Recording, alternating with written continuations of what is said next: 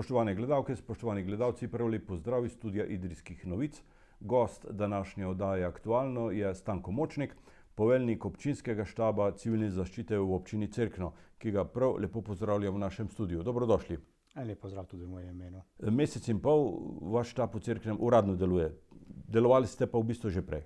Tako, naš štab deluje mesec pa pol, ampak aktivnosti so se zgodile že precej prej. Se pravi, na ravni Gasilske zveze Cerkno smo sprejeli določene ukrepe o preprečevanju aktivnosti vseh gasilskih društev, združevanje.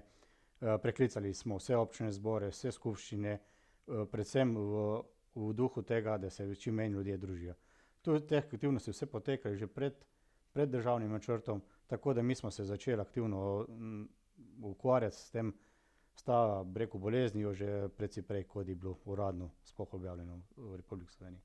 Temelj za delovanje civilne zaščite na Cerkljanskem pa so pravzaprav gasilska društva. Koliko jih je in koliko članov je aktivnih? Tako, temelj zaščita reševanja na območju občine Cerkno so gasilska društva. Pred leti se je občinski svet odločil, da bo pač temelj zaščita reševanja gasilska društva. Tudi ne glede na to, mislim, da dobro delajo. Imamo 9 gasilskih društev, ki so razporejene po celotnem območju občine Cerkno.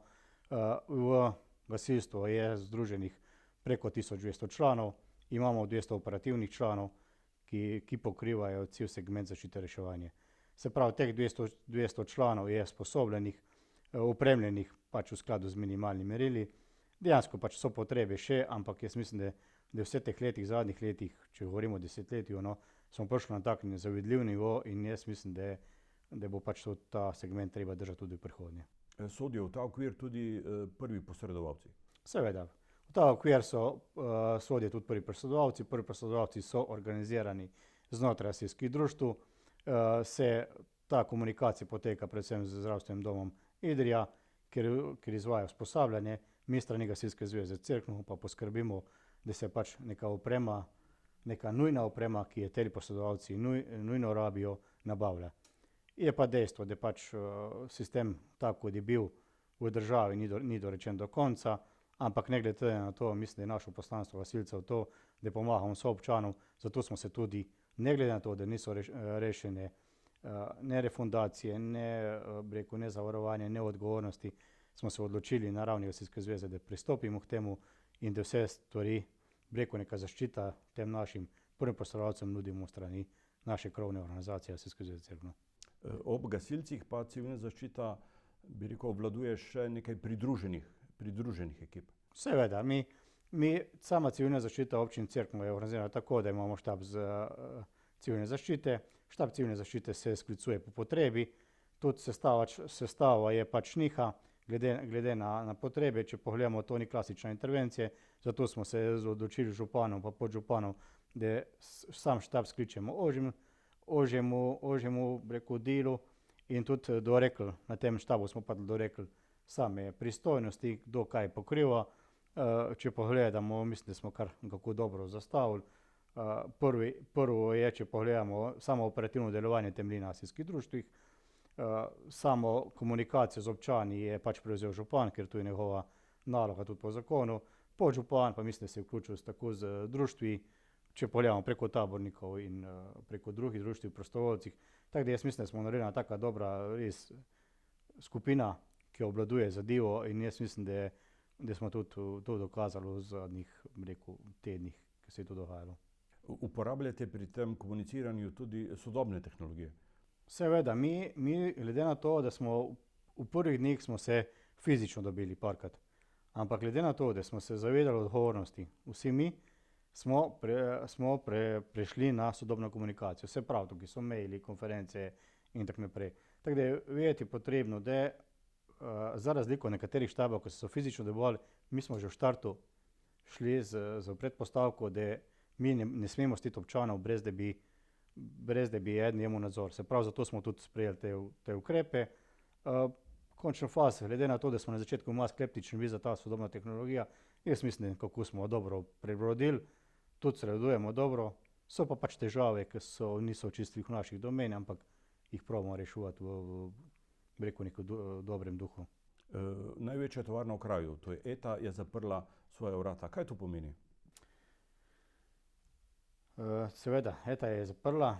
To po eni strani ni dobro, ampak po drugi strani pa je neki dober signal tudi strani vodstva ETE, je bil na teh naših konferencah, dnevnih konferencah, ko se srečujemo, ker mislim, da je treba povedati, da je ETA pač bo, tudi samo vodstvo, ne bo predsednik uprave kot član uprave Andrej Grah pa predsednik Robert Uga, sta nam kako zagotovila, da delata vse v temu, da bi pač delovna mesta ostala nedotaknjena, kljub temu, da je kriza pritiska tudi na njih.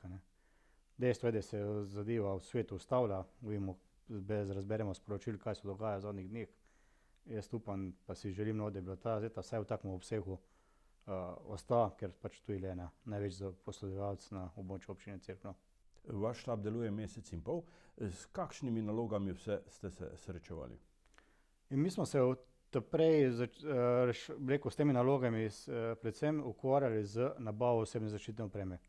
Tukaj moram povedati, da je bilo ogromnih težav, ogromnih usklajevanj. Iskali smo po vseh možnih kanalih, kjer bi se dalo kaj dobiti. Se pravi, to ne bo zaščitne maske, razkužila. Je pa treba povedati, da je tukaj bilo precej težav. Firme so obljubljale, pa niso obljubljale. Tu je bilo ogromno enih usklajevanj, da smo nazadnje prišli do tistih neke zaščitne opreme, ker smo dejansko strani države bilo obljubljeno, ampak vemo, da tista oprema, ki je hodila tukaj malo, da se v bistvu nismo mogli zanesti. Tudi sam štab je v prvih dneh dal smo se odločili par jasnih del si dal. Eno je to zaščitna oprema, drugo je obveščanje. Obveščanje smo vršili preko občinske strani občine Cerkno, drugo je sama koordinacija. Če gledamo, že v prvih dneh smo preverili komplet možnosti nastanitve občine Cerkno, če bi prišlo do nekega hudega izbruha. Povezali smo se v osnovna šola, tukaj treba pohvaliti ravnatelja Mita Deželo, ker bi nam odstopil kuhinjo, če bi bilo potrebno. Preverilo se zaloge in pripravilo vse, če bi bilo potrebno, da bi se res tudi sama dobava živil ustavila, ker v tistih prvih dneh je bilo kazalo vse, da se bo dejansko ustavilo. Se pravi, da mi smo na tem področju vse preverili. Se pravi, in če nazadnje pogledamo, smo šli tukaj daleč, da smo preverili Petrol, bencinski servis, kakšne zaloge ima s kakšnimi. Zakaj? Zaradi tega, da vidimo, da koliko časa mi lahko sploh funkcioniramo kot občani. Tako da teh stvari je bilo ogromno narejeno v preteklosti. Nenazadnje moram povedati, da tudi z regijska skupina, ki preverja nastanitve, smo pregledali bivša uprava ETE, če bi prišlo do take katastrofe, kot je bila v Italiji, da bi pripravili upravne stavbe ETE, da bi lahko te ljudi, te bo oboleli in kako nastavili. Tukaj še zmeraj potekajo dogovori, tu poteka preko regijskega štaba, pa te komisije, državne komisije, ki se ukvarja s tem oskrba starejših ljudi. Pomemben segment delovanja civilne zaščite so prostovoljci. Taborniki v Cerknem so se zelo aktivirali. Seveda, tukaj moram res pohvaliti tabornike, ker so res naredili na tako delo veliko.